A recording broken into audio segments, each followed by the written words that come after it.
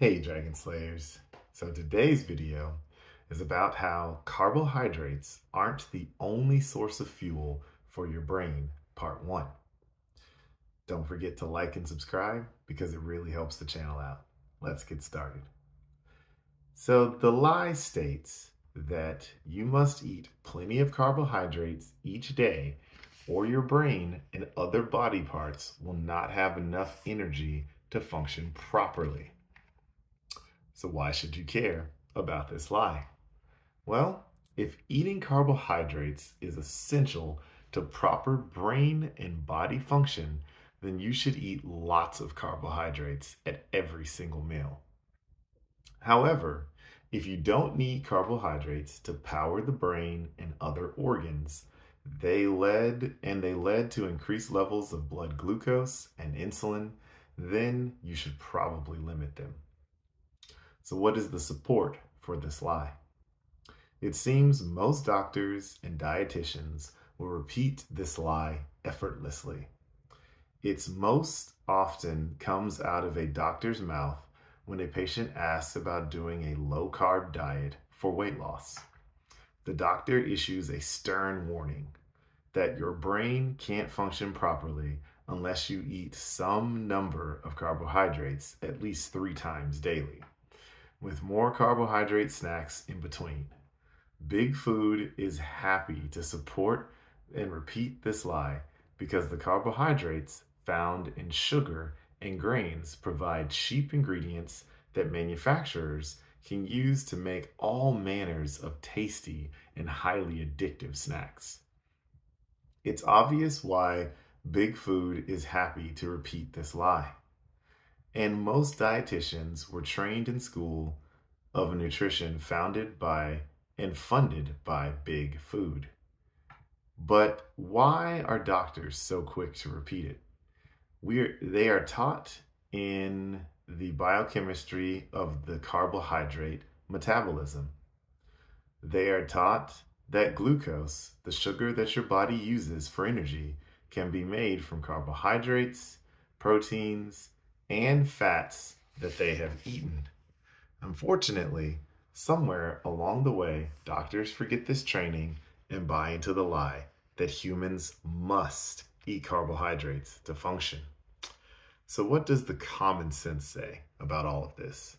Well, there unfortunately have been societies in which individuals have lived their entire lives while eating a 0 carbohydrate diet for months at a time. It's pretty unfortunate for this lie, right? These societies were well known to the scientific community in the past, and they should be well known to the medical science communities as well in the present. It seems that their good health and perfect detention has currently been forgotten by both the scientific and medical communities. For example, the Inuit tribes of the Arctic regions of Alaska, Canada, and Greenland lived in a part of the world where few plants could grow. The majority of their diets, more than 90% by some estimates, was the fatty meats of whales, walruses, caribou, seal, and polar bears. It was so cold where they lived that it was impossible to grow plants.